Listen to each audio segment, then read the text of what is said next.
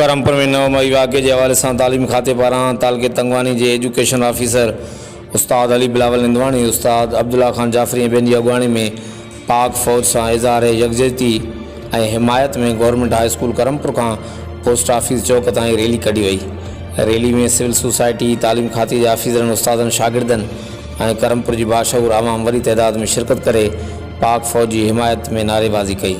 Rally के मौके पर अगवाणन खिताब कंदे चयो त 9 मई ते एक मनसूबे तहत फौजी इमारतुनि ऐं GHQ ते हमला किया विया।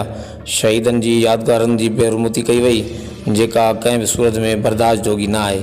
असां पाकिस्तानी अवाम के पाक फौज मथा फ़ख्रु है और पाक फौज से शाना बशाना गॾु आहियूं। रैली के आख़िर में रैली में शरीक अगवाणन 9 मई वाक़े की मज़म्मत कंदे पाक फौज से भरपूर यकजहती जो इज़हार किया।